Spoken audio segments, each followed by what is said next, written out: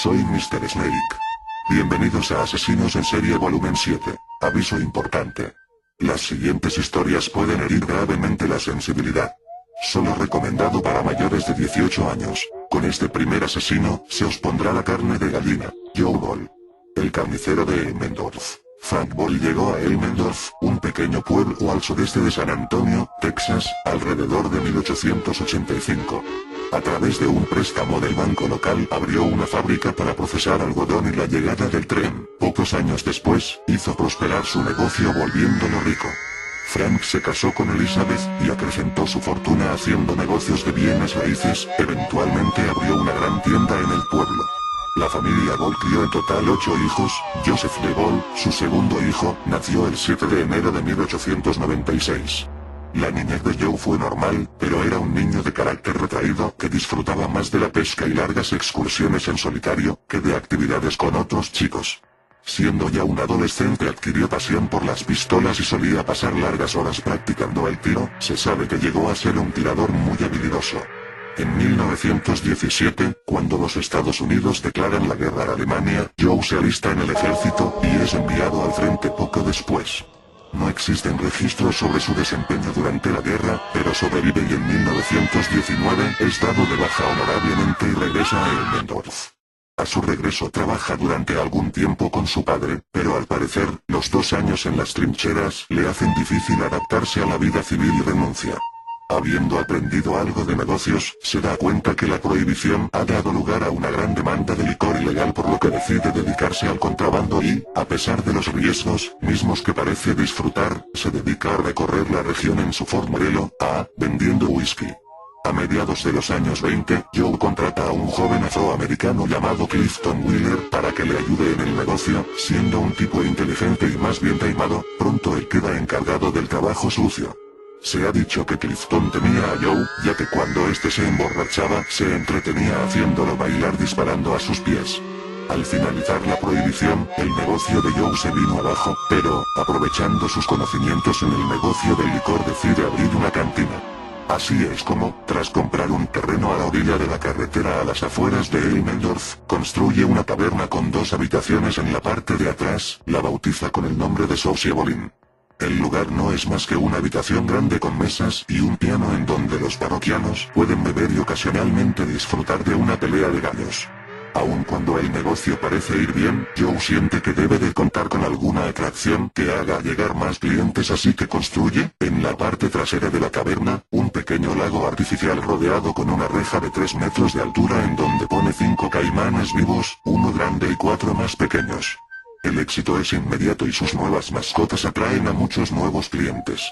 Los sábados son especialmente concurridos, ya que ese día Joe tiene un show especial que consiste en alimentar a los caimanes con algún mapache, perro, gato o cualquier otro animal vivo del que pueda echar mano. Además de los caimanes, el éxito de la taberna está en que Joe siempre se las arregla para contratar chicas jóvenes y guapas para atender a los parroquianos.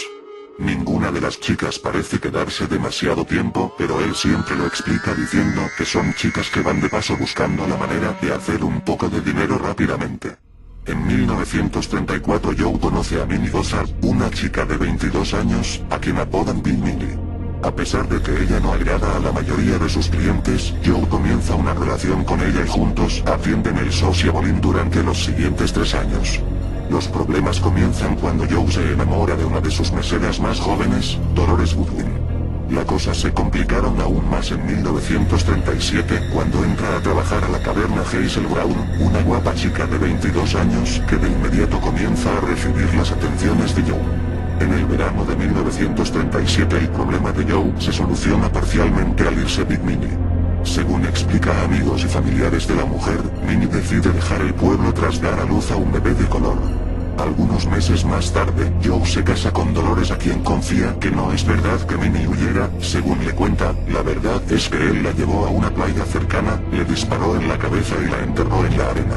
Ella no le cree y el asunto no se vuelve a tratar entre ellos. En enero de 1938 Dolores se ve envuelta en un accidente automovilístico que casi le cuesta la vida. Como resultado le es amputado el brazo izquierdo. Rápidamente comienzan a correr rumores de que la verdad es que uno de los caimanes de Joe le había arrancado el brazo. Independientemente Independientemente de cuál haya sido la verdad, Dolores desapareció misteriosamente el siguiente abril y no demasiado tiempo después Hazel también. Quizá las mujeres no fueran muy fieles a Joe ni él a ellas, pero ese no era el caso con sus caimanes. Según se cuenta, cuando un vecino fue a hablar con Joe por el fuerte olor a carne podrida del alimento de sus mascotas, Joe tomó una escopeta y le sugirió que no se metiera en asuntos que no eran de su competencia a menos que quisiera terminar como alimento él mismo. El vecino decidió cambiarse a otro pueblo. A mediados de 1938, la familia de Minnie comenzó a hacer preguntas de nuevo al no poder localizarla a pesar de los esfuerzos de la oficina del sheriff del condado de Bexar. Como Joe había sido su último amante y patrón conocido, fue interrogado en varias ocasiones, sin embargo, sin evidencias de algún crimen, tuvieron que dejarlo en paz. Algunos meses más tarde, los familiares de otra chica desaparecida, Julia Turner de 23 años, acudieron a la policía. Como Julia también había sido empleada de Joe, nuevamente la policía lo interrogó. Él les dijo que al parecer la chica había tenido algunos problemas locales y había decidido marcharse del pueblo. Las investigaciones de la policía concluyeron que ella no había regresado al apartamento que compartía con otra chica, su ropa y efectos personales aún estaban ahí. Los investigadores regresaron a la taberna e interrogaron de nuevo a Joe. Esta vez él recordó que la chica estaba realmente desesperada y él le había prestado $500 ya que ella ni siquiera quería regresar a su apartamento. Durante los meses siguientes, dos chicas más, empleadas de Joe, desaparecieron. Los ayudantes del sheriff interrogaron a Joe durante horas, pero no lograron sacarlo de su posición inocente. Las chicas habían dejado el pueblo, él no sabía nada más. Al no tener alguna prueba contra él, de nuevo tuvieron que dejarlo ir. El 23 de septiembre de 1938 la suerte de Joe comenzó a decaer. Un viejo vecino de Joe declaró a la policía que lo había visto cortando pedazos de carne humana para alimentar a sus caimanes. Mientras la policía decidía qué acción tomar, un méxico-americano pidió ayuda al alguacil de condado de Bexar, John Gray, sobre un barril con olor a muerto que Joe había dejado tras el granero de su hermana. A la mañana siguiente los alguaciles John Gray y John Klibenhelfen fueron a investigar, pero el barril había desaparecido. De nuevo decidieron visitar a Joe. Poseía unos caimanes a los que se supone alimentaba con sus víctimas. Cuando Gray y Klibenhelfen llegaron al Sociable Inn, informaron a Ball que lo iban a llevar a San Antonio para interrogarlo. Joe accedió y pidió permiso para cerrar apropiadamente el establecimiento. Ellos accedieron. Joe tomó una cerveza y la dejó caer, se acercó a la caja registradora y oprimió la tecla no se ir sin venta. Cuando el cajón de la registradora se abrió, tomó de él un revólver con calibre 45 y tras colocárselo contra el pecho, apretó el gatillo ante la impotencia de los agentes. El disparo fue mortal. Alguaciles de toda la región convergieron en la taberna para la investigación, tras encontrar carne en estado de putrefacción en el lago de los Caimanes y un hacha cubierta con sangre y pelo. Desarrollaron la teoría de que Joe descuartizaba a sus víctimas y alimentaba con ellas a sus mascotas. Las investigaciones concluyeron que solamente Clifton Wheeler podría haber ayudado a Joe en estas espeluznantes tareas, así que Wheeler fue detenido y llevado a San Antonio para su interrogatorio. Al principio, Wheeler negó tener conocimiento alguno de las acciones de Joe, pero tras todo un día de preguntas, finalmente aceptó colaborar. Explicó a los agentes que Hazel Brown, una de las chicas de Joe, se había enamorado de otro hombre y estaba planeando irse para comenzar una nueva vida. La noticia, y el que ella lo acusara de haber asesinado a Minnie, hicieron que Joe perdiera los estribos y la matara. Para poder corroborar el hecho le pidieron que les mostrara en dónde estaba enterrado el cuerpo. Al día siguiente, Wheeler los condujo a un sitio apartado, a unas 3 millas de pueblo, cerca del río San Antonio. Ahí comenzó a cavar en un sitio en que la tierra estaba medio suelta y poco después descubrieron 2 brazos, 2 piernas y un torso en avanzado estado de putrefacción. Cuando le preguntaron por la cabeza, él señaló los restos de una hoguera. Entre las cenizas se encontraron una mandíbula, algunos dientes y pedazos de un cráneo humano.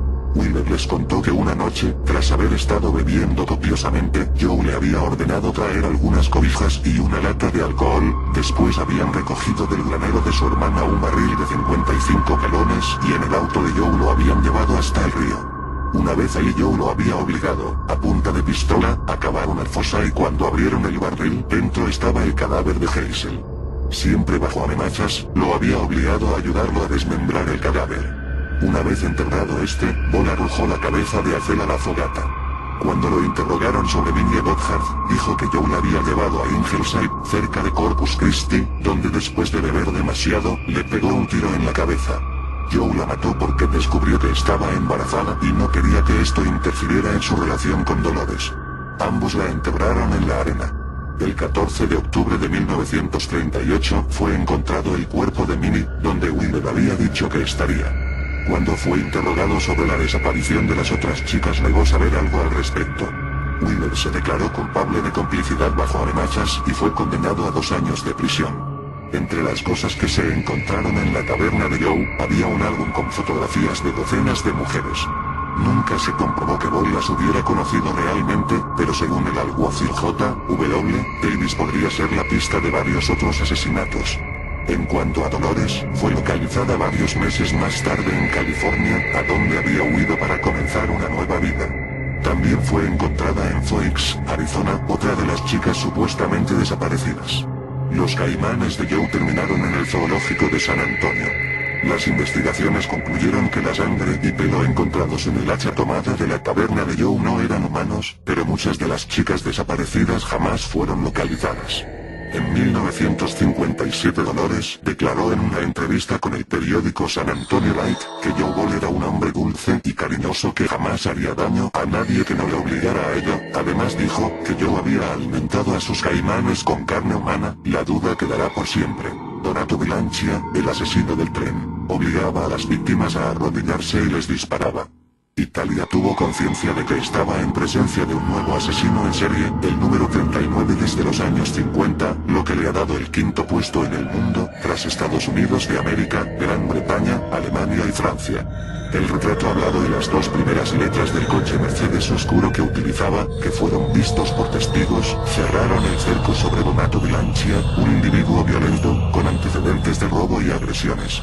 Empedernido jugador en casinos de Italia y el extranjero, contrajo deudas millonarias que le llevaron a robar a gente conocida, a las que luego mató para que no lo denunciaran. Algunos de los crímenes los habría realizado también como sicario a sueldo de la filial genovesa de un clan mafioso de la Cosa Nostra. Otros crímenes de mujeres habrían sido solo para calmar la ira que le provocaba perder jugando al póker o a la ruleta. El asesino, de 49 años, comenzó su cadena de crímenes con el homicidio de una prostituta el 24 de octubre de 1997, y sembró durante 6 meses el pánico en Liguria, Italia, especialmente entre las mujeres, que fueron su principal objetivo.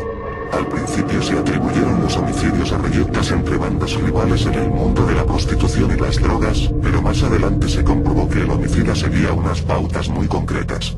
Solo cuando 2 mujeres jóvenes aparecieron muertas en sendos lavabos de trenes de la zona, también arrodilladas y con un tiro en la nuca disparado por la misma arma, cundió la alarma.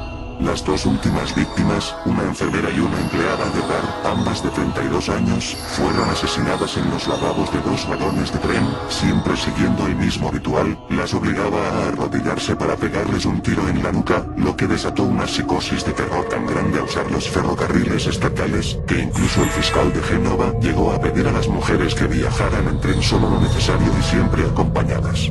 La policía había empezado a advertir a la gente sobre un posible agresor de mujeres después de que se confirmase la búsqueda de un presunto autor o autores de 3 homicidios no resueltos en los últimos 4 meses. En sus comunicados advertían: es mejor que todos los ciudadanos que han acordado citas o encuentros con personas a las que no conocen presten la máxima atención y, en caso de duda, llamen a la policía. A las similitudes del arma utilizada y el lugar escogido para los asesinatos se había unido la tesis, sin confirmar, de que el homicida habría dejado siempre una carta en la que amenazaba con actuar de nuevo, lo que hizo crecer el pánico entre las jóvenes italianas. Luego asesinó a 2 guardias que lo sorprendieron cuando estaba a punto de matar a un transexual venezolano de nombre Julio Castro alias Lorena, quien resultó solo herido y fue clave para diseñar su retrato hablado. El 6 de mayo de 1998 delante del Hospital Genovés de San Martino, Bilancia fue capturado por la policía italiana. Durante más de una semana guardó silencio absoluto, acogiéndose al derecho de no declarar, hasta que finalmente se derrumbó ante el juez, confesando con estas palabras escalofriantes: sí, he sido yo. Las he matado aunque no sé por qué, no estoy bien, ayúdenme a curarme. El asesino contó con detalle cómo mató a 18 personas desde 1993 hasta pocas semanas antes de su detención, e incluso le informó de otro crimen que la policía había considerado un fallecimiento natural. Además, la policía tiene pruebas que lo comprometen en el asesinato de una prostituta nigeriana, Evelyn Doraye, el 29 de marzo de 1998, quien murió en Copoleto, un pueblo de las cercanías de Génova, tras recibir 2 tiros en la nuca. En respuesta a la tesis de la defensa de que el acusado es un enfermo mental incapaz de entender sus acciones, la fiscalía solicitó que se le aplicaran numerosos análisis psicológicos, en los cuales se determinó que Donato Bianchi, lejos de estar loco, está muy sano de mente, es consciente de todo lo que hace y actúa con verdadera determinación y frialdad. Finalmente, el 14 de febrero de 2001 el Tribunal de Apelación de Génova lo sentenció a 13 cadenas perpetuas y 26 años de reclusión, tras confesarse el autor de 18 homicidios, Harvey Murray Lockman. El gorilita asesino. Harvey Murray Lockman nació en Colorado, su infancia fue marcada por su fealdad, y es que, era un niño feo, todo el mundo estaba de acuerdo, sus compañeros de clase se burlaban de él constantemente, incluso sus familiares le hacían continuos desprecios. Se sentía distinto, ya incluso desde pequeño le pusieron motes como el monito, el gorilita, el feo. Poco a poco fue incubando un síndrome de odio, un odio hacia todos y se fue distanciando, la soledad se volvía una obsesión, la presencia de la gente se volvía molesta, pues tenía temor a que se burlaran de él, de que opinaran que era feo. Su conducta se volvió mucho más introvertida y se empezó a aislar. Tenía unas orejas descomunales y muy separadas del cuerpo, las facciones caídas y ojos ligeramente saltones, una boca muy inflada. Sin duda no era una persona agraciada, se sentía diferente y crecía en él un sentimiento de venganza hacia quienes se burlaban de él, especialmente hacia las muchachas que le rehuían. Era un hombre muy inteligente, su cociente intelectual era de 130, pero su personalidad había sido desvirtuada por su fealdad, estaba marcado. Su frustración sexual empezó a crecer, no podía tener relaciones sexuales pues las mujeres le aborrecían y recurrió a prácticas onanistas, pero carecían de erotismo, no tenían intensidad, necesitaba del género femenino, tenía que acercarse a ellas. Sus primeros intentos fueron muy tímidos, comenzó a robar a sus compañeras y masturbarse con los objetos que obtenía, fantaseaba con las dueñas de esos bolsos que robaba, leía sus agendas y creaba unas fantasías que sabía nunca se harían realidad.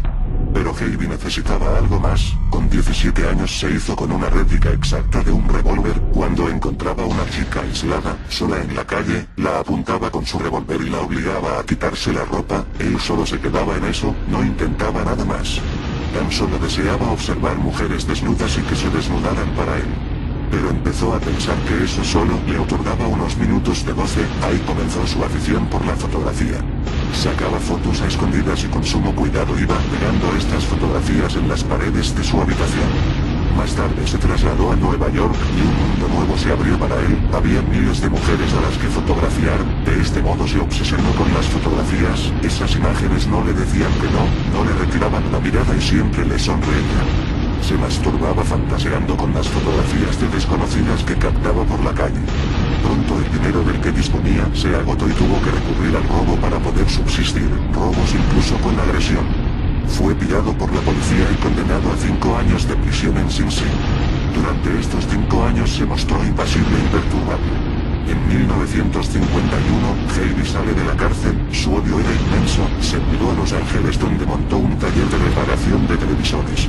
Continuó con su afición a la fotografía, acumulando fotos, él en la cárcel había descubierto las revistas porno y soñaba con ser fotógrafo de esas modelos, que posaran para él, dóciles, complacientes, a pesar de su fealdad ellas siempre le sonreirían. Así el 31 de julio de 1957 conoció a la que fue su primera víctima, Judith Andrew. Esta chica era una modelo en alza, su intención era darse a conocer y ser una importante modelo y sabía que algunos momentos debería ceder a algunas peticiones.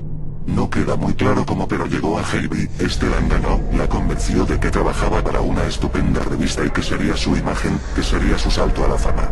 En principio la sesión sería en un estudio fotográfico, pero Harvey le dijo que tenía una serie de problemas y la preguntó si tendría problemas en realizar la sesión en su pequeño estudio, en su casa. Judith accedió, no le pareció peligroso, pues era muy amable y considerado con ella. Heidi la dijo que para que las fotos fueran más comerciales, deberían ser provocativas y que si ella no mostraba inconvenientes, había pensado en realizar una sesión simulando que estaba atada de pies y manos. De este modo consiguió inmovilizarla, levantó ligeramente su jersey y falda y comenzó la sesión, la pidió que mirara con provocación a la cámara, ella obedecía a todas sus peticiones. Pero Heidi quiso llegar a más, forzar a la joven, ella se percató del hecho, intentó resistirse pero estaba atada de pies y manos y Heidi consiguió consumar 2 veces la violación. Judith estaba aterrorizada y él se empezó a dar cuenta de la magnitud de lo que acababa de hacer, con sus antecedentes penales si la chica le denunciaba sería su final, pasaría el resto de su vida en la cárcel. No la podía dejar escapar con vida. A punta de pistola, esta vez una pistola real, la condujo hacia su coche y tomaron dirección al ardiente desierto, se adentraron 200 kilómetros, allí en este solitario paraje, la volvió a forzar y le sacó más fotografías, ella entre sollozos le pidió clemencia, que la dejase seguir con vida, que ella no le denunciaría. Pero él estaba decidido, la estranguló con una cuerda, tras su asesinato cayó de rodillas junto al cadáver y llorando le pidió perdón. Abandonó el cuerpo en aquel desierto y regresó convencido de que sería detenido, pensaba que la policía iba a encontrar el cadáver y le iban a detener, pero no fue así, estuvo varios meses muy arrepentido, pero, cuando decidió revelar el carrete, vio las fotos de Judith y empezó a enamorarse de aquella imagen y a saborear el triunfo, amplió las fotos y las colgó por todo su apartamento.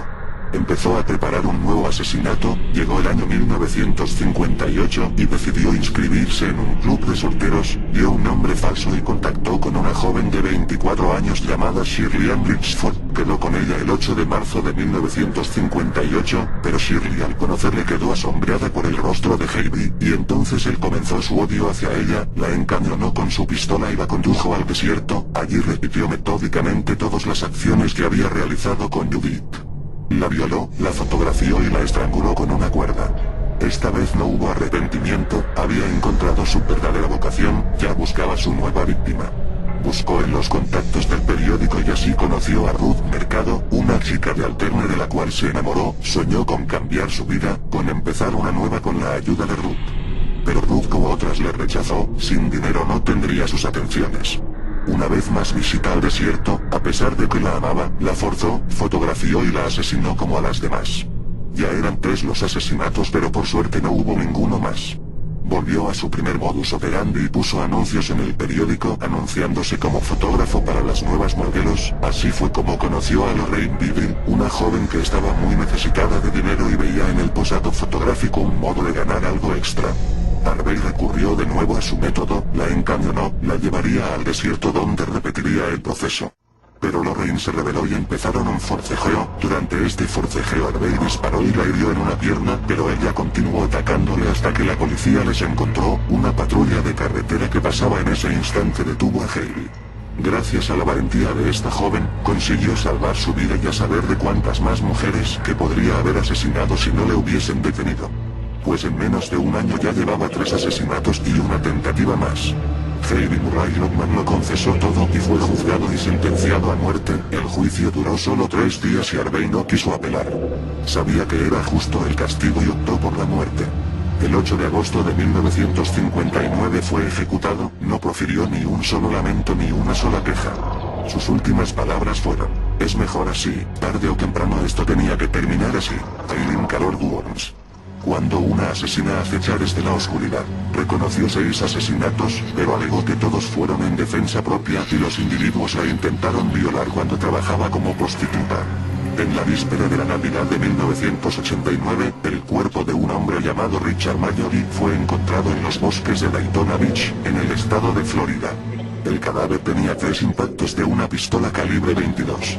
Un año después, otros 6 cuerpos asesinados en forma similar habían sido descubiertos. Todas las víctimas eran hombres de mediana edad que aparecieron muertos cerca de alguna ruta o camino. Todos habían sido robados y asesinados con una pistola calibre 22. El FBI sospechó desde un comienzo que los crímenes habían sido perpetrados por 1 o 2 mujeres con rasgos de asesinas en serie. El móvil de los homicidios, sin embargo, no estaba en absoluto claro. En diciembre de 1990 se obtuvieron los primeros retratos hablados de la posible pareja de asesinas en serie. No pasó mucho tiempo antes que diversos testigos reconocieran en ellos a Tyria J. Moore, de 28 años de edad, y a Aileen Wuornos, de 34. Ambas vivían a la deriva en diversas localidades del estado de Florida y eran amantes. Aileen Carol Wuornos había nacido en Rochester, Michigan, el 29 de febrero de 1956. Hija de padres adolescentes que se separaron meses antes de su nacimiento, Aileen quedó al cuidado de su madre, Diane, al igual que su hermano mayor Pete. Pero la joven madre fue incapaz de criar a la niña, y en marzo de 1960, Aileen fue adoptada legalmente por sus abuelos maternos. A los 6 años de edad, en 1962, Aileen sufre severas quemaduras en el rostro cuando jugaba junto a su hermano y 9 años más tarde, queda embarazada de un padre que permaneció sin identificar, entregando a su hijo recién nacido a un hogar de Detroit. En esos mismos días, Aileen y su hermano dejan la casa de los abuelos, y ella empieza a trabajar en la calle como prostituta. En 1974, usando el alias de Sandra Ketch, Aileen Wuornos es encarcelada en Colorado por conducta impropia, conducir ebria y disparar una pistola calibre 22 desde un vehículo en movimiento. En 1976, de vuelta en Michigan, Aileen es arrestada en Antrim County por golpear la cabeza de un barman con una bola de billar. Pocos días después, su hermano Keith muere de un cáncer en la garganta y Aileen hereda los $10,000 de su seguro de vida. Con el dinero, se compra un auto nuevo y viaja a Florida en busca de una vida mejor. Sin embargo, en 1981, Aileen cae de nuevo en la cárcel, esta vez en Edgewater, Florida, por robar a mano armada una tienda. Sale de prisión 13 meses más tarde, en junio de 1983. Su siguiente arresto, en mayo de 1984, se debe al intento de cobrar cheques falsos en un banco de Key West. Siguen detenciones por conducir sin licencia, robo de coche, resistencia al arresto, obstrucción a la justicia y por amenazar a un hombre con una pistola calibre 22 para robarle $200. Es a finales de 1986 que Aileen Wuornos conoce a Tyria J. Moore en un bar de Daytona. Ambas se hacen amantes, y cuando después de un año de tortuosa relación la pasión se desvanece, siguen siendo inseparables amigas. De ahí en adelante las andanzas delincuentes de la pareja se multiplican con asombrosa rapidez. Aileen recurre a varios nombres falsos y junto a Tyria suman incidentes de todo tipo con la policía, desde conducir sin licencia hasta amenazas telefónicas a empleados de supermercado. En 1989, Aileen Wuornos es una mujer de carácter agresivo y fácilmente irritable, que viaja siempre con una pistola en su bolso y que trabaja en forma esporádica en bares y paradas de camiones.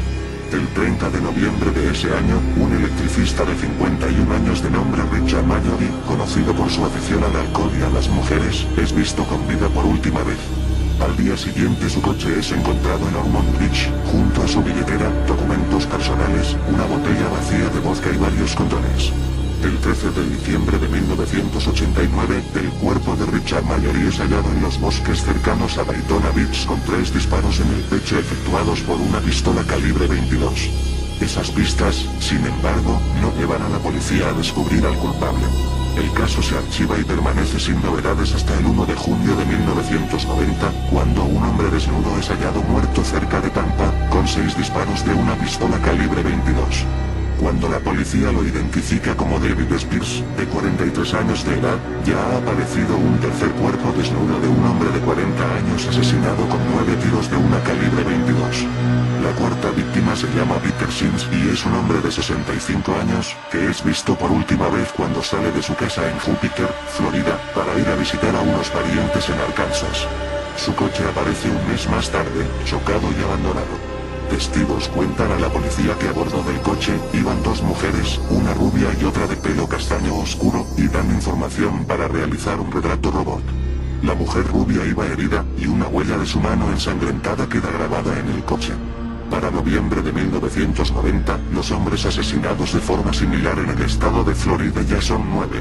Los medios de comunicación siguen a estas alturas el caso muy de cerca, y presionan a las autoridades policiales para que asuman que se trata de los asesinos en serie y publiquen sus retratos robot, lo que ocurre a finales de ese mes. En las 3 semanas siguientes, la policía recibe 4 llamadas telefónicas que identifican a las sospechosas como Tyria Moore y Lee Blauvik, uno de los tantos seudónimos de Aileen Wuornos. Mientras, para obtener algo de dinero, Aileen sigue vendiendo los objetos de valor que ha robado a sus víctimas. Es así como el 6 de diciembre, vende la cámara y el detector de radar de Richard Mallory en Daytona, y va a Ormond Beach a vender una caja de herramientas que pertenecía a Spears.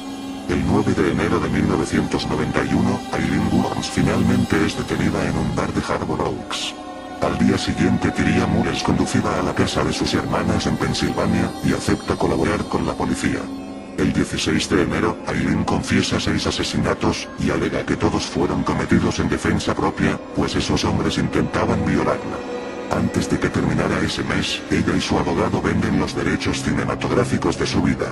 El 27 de enero de 1992, un jurado declaró a Eileen Burns culpable de homicidio en primer grado y recomendó la pena de muerte. El 30 de enero de 1992, Eileen Carol Burns fue sentenciada a morir ejecutada. La pena se cumplió en el otoño de 2002. ¿Habéis visto qué cantidad de asesinos? Todos con algún trauma. En la mayoría de los casos, un asesino se mueve por algún tipo de trauma, ya sea de su infancia, de su madurez, o de su etapa como adulto. Lo que hemos visto hoy, son un montón de fantasías, que una mente enferma quería cumplir. Bueno, hasta aquí Asesinos en Serie Volumen 6. Hasta un próximo vídeo.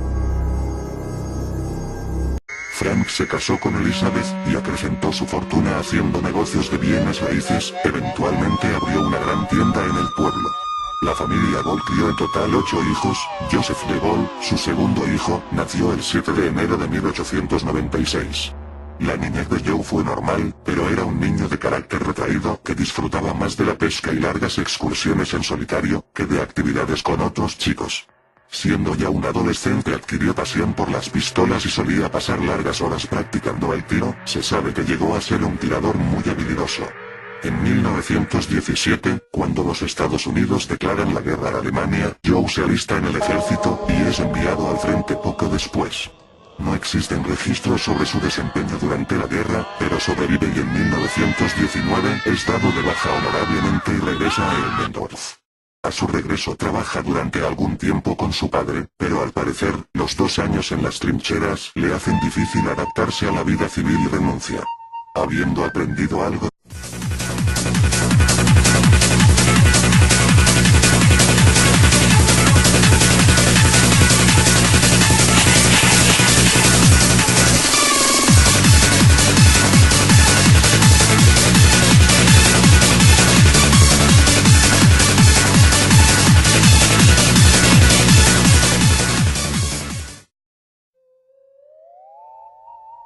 Hola, soy Mr. Snake. Bienvenidos a Asesinos en Serie Volumen 7. Aviso importante. Las siguientes historias pueden herir gravemente la sensibilidad. Solo recomendado para mayores de 18 años. Con este primer asesino, se os pondrá la carne de gallina. Joe Ball. El carnicero de Elmendorf. Frank Ball llegó a Elmendorf, un pequeño pueblo al sudeste de San Antonio, Texas, alrededor de 1885. A través de un préstamo del banco local abrió una fábrica para procesar algodón y la llegada del tren, pocos años después, hizo prosperar su negocio volviéndolo rico. Aun cuando el negocio parece ir bien, Joe siente que debe de contar con alguna atracción que haga llegar más clientes, así que construye, en la parte trasera de la caverna, un pequeño lago artificial rodeado con una reja de 3 metros de altura en donde pone 5 caimanes vivos, uno grande y 4 más pequeños. El éxito es inmediato y sus nuevas mascotas atraen a muchos nuevos clientes. Los sábados son especialmente concurridos ya que ese día Joe tiene un show especial que consiste en alimentar a los caimanes con algún mapache, perro, gato o cualquier otro animal vivo del que pueda echar mano. Además de los caimanes, el éxito de la taberna está en que Joe siempre se las arregla para contratar chicas jóvenes y guapas para atender a los parroquianos. Ninguna de las chicas parece quedarse demasiado tiempo, pero él siempre lo explica diciendo que son chicas que van de paso buscando la manera de hacer un poco de dinero rápidamente. En 1934 Joe conoce a Minnie Gossard, una chica de 22 años, a quien apodan Bill Minnie. A pesar de que ella no agrada a la mayoría de sus clientes, Joe de negocios, se da cuenta que la prohibición ha dado lugar a una gran demanda de licor ilegal, por lo que decide dedicarse al contrabando y, a pesar de los riesgos, mismos que parece disfrutar, se dedica a recorrer la región en su Ford Modelo A, vendiendo whisky. A mediados de los años 20, Joe contrata a un joven afroamericano llamado Clifton Wheeler para que le ayude en el negocio. Siendo un tipo inteligente y más bien taimado, pronto él queda encargado del trabajo sucio. Se ha dicho que Clifton temía a Joe, ya que cuando este se emborrachaba, se entretenía haciéndolo bailar disparando a sus pies.